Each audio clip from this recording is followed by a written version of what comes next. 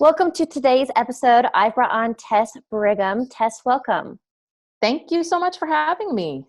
I know you've been coined the Millennial Therapist, but if you would give listeners a little background, where do you live and what do you do? Sure. So I am a native Northern Californianer, and I live right now in the San Francisco Bay Area. I primarily grew up in Berkeley. And I am a licensed psychotherapist, and I'm also a board certified coach. And so I take what I call sort of the best of both worlds of psychotherapy and coaching, and I meld them together. Um, to help my clients and to help the companies that I work with and parents and everybody to not only understand why I'm doing what I'm doing, but how do I change it and how do I make changes in my life so I can see my behavior changing. Because I was getting frustrated as a psychotherapist, sort of getting stuck in the insight stage, but nothing ever changing. Well, and for those that don't know, and I think there's so many terms out there, a therapist, a counselor, what is a psychotherapist? What does that mean? Okay. So if a psychotherapist, I hold a master's degree and I've gone through the process of becoming licensed. So psychotherapist is the same as like a counselor, a therapist. You might hear the term psychologist. Usually that's reserved for people who have a PhD. And so what's kooky about the world of the mental health world is there are some people who are psychologists that primarily just do research. They're PhDs. They just do research and teaching. There are other psychologists that work directly with people. So a lot of it is just based on the level of education and so on. So I know a lot of times I tell people don't get too bogged down by the initials behind someone's name. Yeah. As long as they're licensed and and you feel like they know what they're talking about, then they're the right fit for you. So I think this is a great line to draw and explain the difference between a therapist and a coach and how you've combined them. So could you do that? Sure. So the best way to describe it is I always say that therapy is about the past. And it's very much looking at what's happened in the past and how it affects you today. And coaching is really about the future and looking at where you are today and where you want to go in the future. A coach is someone who isn't going to delve into the past, and they shouldn't delve into the past.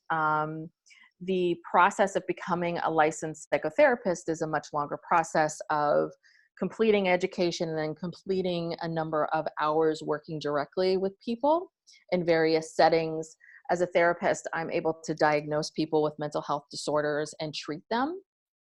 As a coach, really what you're doing is you are learning the tools and techniques of how to work with people and relate to people who are able to manage their own mental health issues is the best way of saying it. So they're mentally in a place where they're able to manage their stresses and their anxieties, and they are ready to take themselves and take what they're doing right now to the next level. So usually you'll see coaches work with athletes and executives and people who are excelling where they are in life and want to take things to another place. So how I combine the two is I really look at where you are today, and I use the past to help inform me of why you think the way you think today and why you have the mindset that you do. But I'm not getting stuck there. I think a lot of times we tend to get stuck in this place of I had this trauma or I've had this history in the past and this is who I am. Mm-hmm. And what coaching allows me to do is to be able to go, okay, we've processed that, we understand that. So how do you look at this and push forward in your life? How do you make big changes so that you're not stuck in the past and that you're able to start to move towards the future? And I think a lot of times psychotherapists and the world in general tends to think of people who are struggling with anxiety and mental health issues as being that they can't move forward in their lives, that they're stuck. And I do believe that you can work on the past and issues that you have from the past and continue to move forward in your life. They don't have to be mutually exclusive. And I think that as you grow as a person, and I know just for myself, as I've grown and developed as a human being, the things from my past that I've always struggled with, they kind of rear their head, and I go, oh, okay, yeah, that's my way of thinking. That's because of this. Okay, now I need to understand that in order to keep moving forward. I think that's such a important definition, defining those roles. So in this topic of interest, the millennial mindset and mastering it, what does that even mean? Well, I came up with that because I started working with millennials, and I know that the name millennial sort of ruffles a lot of feathers. And when I say that, I'm talking about a group of people that were raised during a certain era and time, who were highly influenced by the birth of the internet and social media. And so I use that as sort of a framework. But what I noticed was that I didn't start a practice in San Francisco with the idea that young adults would show up, but they just did. And what I found is a couple different things. First, what I found was that the people that were coming to me, I could absolutely relate to them and their struggles. And it was like, God, this is what it's like to be in your 20s, and, how difficult it is to navigate it. And yeah, you're kind of, your brain doesn't fully form until you're 25. You're trying to figure out who you are and who you are as a human being. And at the same time, trying to figure out, what do I want for my life? Who do I want to be with? Do I want to be, all these big life questions, like, what's my career? And so I could really relate to that, because I also was in San Francisco in my 20s, and I remember those feelings. But there was a huge piece of it that was so different than what I experienced, which was the piece of the social media, which was the internet, the ability of how, oh God, your boss can kind of text you anytime, can't they? And wow, email never shuts down. And just, I noticed that they had pressures that I never had, because, the workday ended and I would go home and my boss had no way of reaching me. And I noticed, it was like, wow, you have a lot of pressures. You're always on, and social media means that you're constantly comparing yourself to other people. And there's always this feeling of you being able to do better and be better. And that's when I started researching sort of the millennial generation, trying to understand, what happened here in our culture, how social media has influenced people, how the internet has changed things.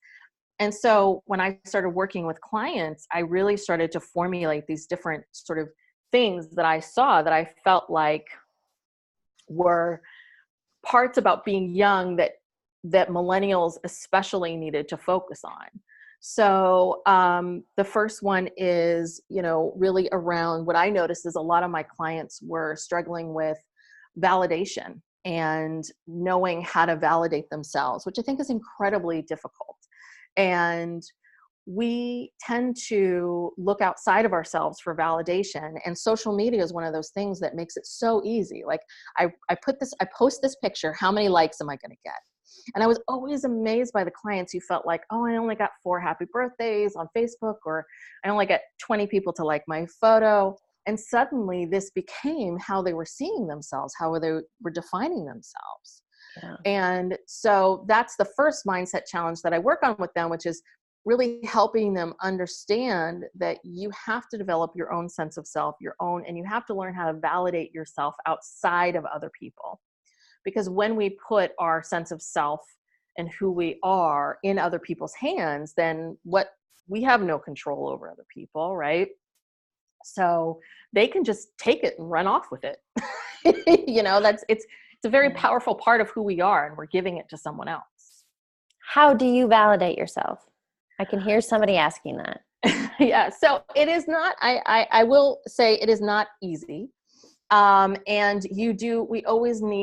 we obviously always need help, and we do need people to pick us up and cheer us on. But what I really recommend to my clients is to be able to, when you are on your own and you need that boost of validation, not to go on social media, not to look outside of yourself, but to really look inside of who you are. And remember, you have moments and choices, right? In those moments in time, to decide, how am I going to look at myself, and what am I going to remember about myself? And I'll do this exercise with people it's called, like in the coaching world, it's called the success review, where, and athletes do this too, right before they're gonna, an Olympic athlete, right before they're gonna go step up to perform, right? It's reviewing a moment in time where you feel like I really killed it. Like I really nailed it. I got up there, I did it, I gave the talk, I landed the interview.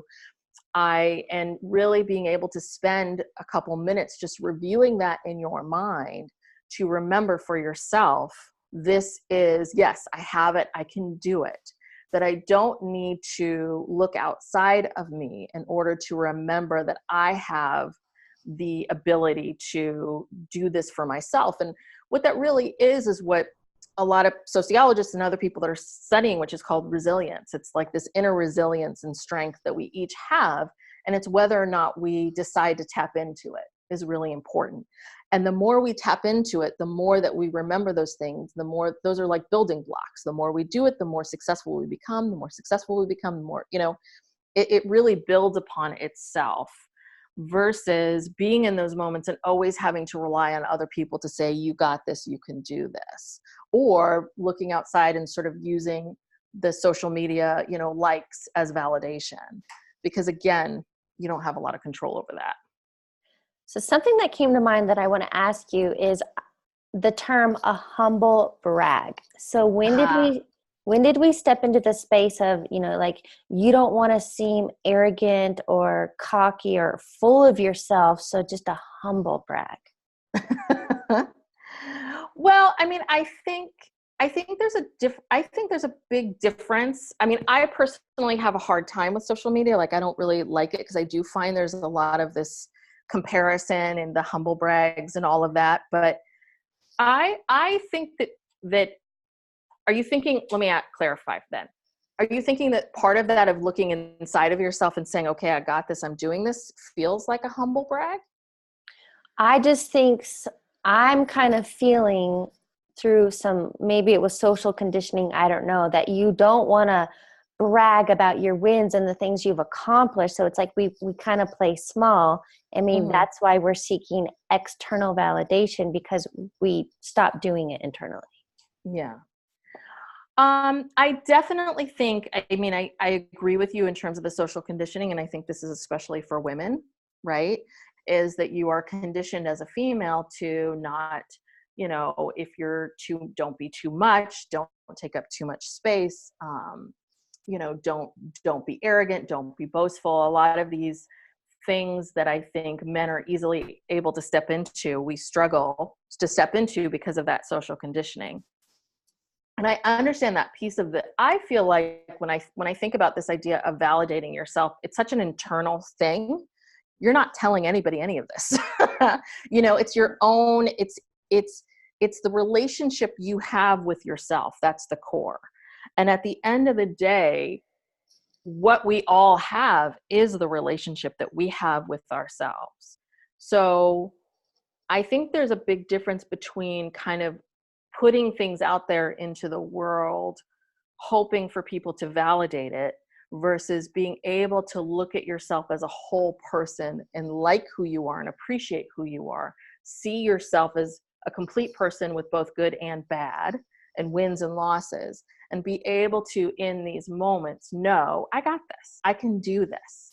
I think that's a big difference between announcing it somewhere.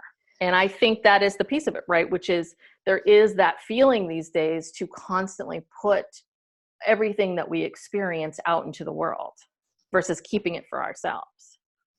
Okay, I have a question. I'm going to put myself on the spot, and I want to know if this is relatable to the humble brag, that kind of self-validation. And I've shared this with other people, that things that I've accomplished, either running a marathon, publishing a book, doing a triathlon, whatever, I don't think they're a big deal. People outside of me are like, Heather, that's such a big deal. But I think it's that is it, and I'm asking, am I delusional? But I think I've put myself, I expect so much of myself, and I am an achiever and a go-getter, that I just think that's normal for me. That's not a big deal. Does that have anything to do with self-validation? Yeah, I think it's a bit of it. I think I would say to you then, if when you see your friends accomplishing things like this, when you see them doing that, do you think to yourself, that's awesome, that's amazing, that's wonderful? You mean if somebody else publishes a book Yeah. or does some great I guess I've never really, yeah, I don't like sit back and cheer in the crowd. I don't Yeah. know. Hmm.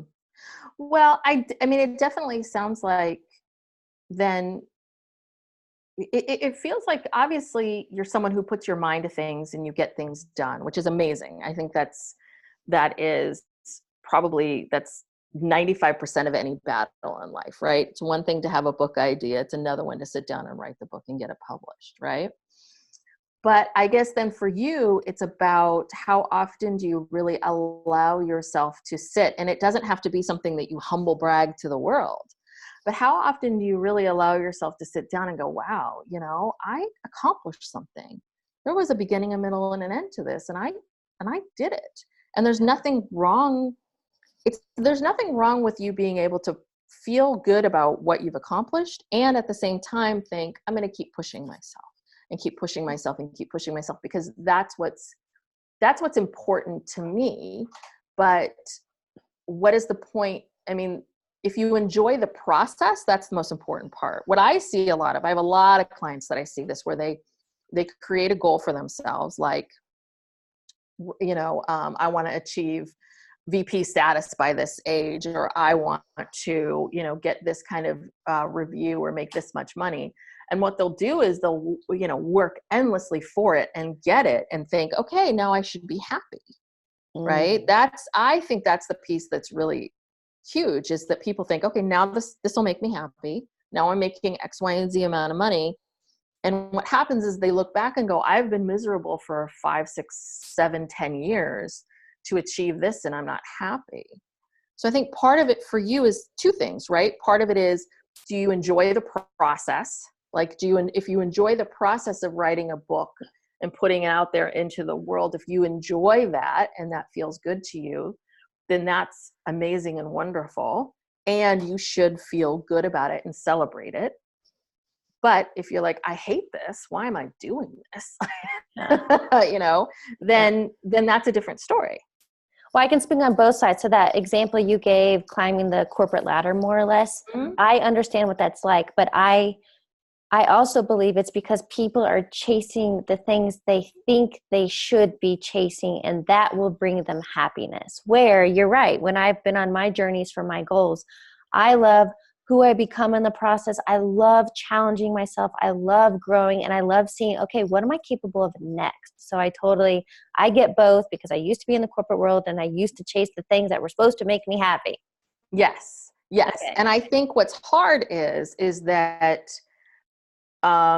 what's hard is when you're young, it is hard to know exactly what it is that you want and what makes you happy and not happy. That's a big part about developing who you are. And so what's very challenging, and what I see a lot of with my clients, this is a bit of what happens with the quarter life crisis, is this moment in time of, oh wait, I thought this was going to make me happy, but actually it doesn't. And Yeah. you realize, like, oh, this isn't what happiness is. And the other part of it too is that I often tell my clients, like, you're not really striving. It's not about striving for happiness. It's about striving for meaning. Like, what is meaningful to you? Because happiness, like passion, is fleeting. It comes, it goes, it's all over the place. You don't know. And the reality is that careers are long. Life is long. Careers are long. It takes a long time. It takes a chunk of time to figure out what it is that you want to do and what you're good at. It takes a chunk of time of then doing it over and over again and getting really good at it. And then you got to spend some time like refining it. And then long into it, you become someone who people seek out for your knowledge. And so that is long. And if you are relying on passion, it's never going to work. But if you think about it from a place of meaning, like what's meaningful to you, what's important to you, how do you want to be in this world? How do you want to show up? How do you want people to feel when they meet you and leave you? How do you want to spend your days is huge. Like, I'm amazed by people who who are chasing these careers that require them to do things that they absolutely hate all day, every day. Yeah. And I'm like, so the money and the title, that fades. Like, Yeah. that's not going to sustain you. Okay, let's talk about failure. Okay. That's another millennial mindset that I cover. And what I've noticed is that we very much, especially, I see it a lot out here in the San Francisco Bay Area, because there are a lot of people out here that are very, very smart and very talented, very smart. They come here, they've gone to fabulous schools, they've gone to Stanford, they've gone to Berkeley, they've worked very hard, and they get into the working world. And there is such a tremendous fear about needing to be perfect. And there's such a fear of failure, as if failure is, if they fail at this is the worst thing that could ever happen to them. And I see the millennial mindset shift that I try to teach my clients is that failure is a good thing. Failure is positive. We need failure. You're not going to go through life without it. And that embrace it now and don't fear it. Because I think what happens is that while nobody enjoys failing, while the process of it sucks, if you fear it and don't allow yourself to possibly get there, then right? I mean, nothing's going to change. You're never going to do anything. You're never going to take risks. Yeah. And right, without the risk, then there's no point in anything. Then you're never going to know. How do you reframe failure then? I've tried to come up with a word. I haven't come up with a Well, I mean, I try to just say, like, failure, I just say that, failure is awesome. Like, failure is a good thing. That failure is about, it doesn't feel good in the moment, but that it isn't about that part that you cannot go through this life without failing at some point and something. There's no way of it. So, I think that I understand that feeling of like, well, if we could try to call it like a, this great learning lesson. And I know it's a little bit of like what your parents would say to you. It doesn't matter if you win or lose, all of those kinds of things. But there is so much knowledge in failure. There's so much knowledge about yourself in failure that if you think about, I really want to learn and grow and push myself and do big things, that if you want that precious knowledge, it sits within the failure. Mm. So you want to get there. And it's never going to feel good. I think the problem is, right, it goes back to this happiness thing in the world that we live in, where there's this constant chase of happiness. And this is a big thing for my clients, is that they often say, like, I don't want to feel bad. I don't want to have bad feelings. And there are no good or bad emotions, just the emotions that we have, just the feelings that we have. So try not to define or say, sadness is bad and happiness is good. They're just emotions that are giving us information. And in the end, no feeling is final. So even if you fail and it feels terrible, it will end. It will end. It always does. Yeah. Okay, what about, and this one is my fave, myths about motivation. So, and I for a long time was very, I also had a lot of myths myself about motivation, because I really for a long, long time thought that that motivation was really about, that creative spark and the idea, and you got to wait for the idea to come and all of that good stuff. And you've written a book, so I think you probably know this one well, which is that it's not about waiting for the perfect ideal moment to get something done, that it's really about sitting down and doing it. Nike had it right all along. That whether it's working out, whether it's writing a book, whether it's like cleaning your car, that I really love Mel Robbins's the 5-second rule. Yeah. I don't know if you've ever talked about this, but she's got this thing called the 5-second rule, which has got nothing to do with food being dropped on the floor, but it's this idea of you have about 5 seconds from the time in which you have an idea to the time in which your brain will kill the idea, thinking that it's too hard, too difficult, too much. I don't feel like doing it. And what she's saying is that you have this instinct to, I'm going to work out. It is 5, 4, 3, 2, 1, get on, start moving, physically moving, get on your shoes and get going. And because if we wait to feel like we want to do something, we will never do it. Yeah. And so what I'm always teaching my clients is that success is scheduled. I'm sure when you wrote your book, you probably had like, I'm going to write from 10 a.m. to noon this day. And that you must have blocked things off. I'm sure you sat in front of the computer, thought, okay, I want to hear all about this. Confession. When I would sit down to try to write, I was forcing it. When I allowed an inspired thought came, then I literally could sit down and write multiple chapters.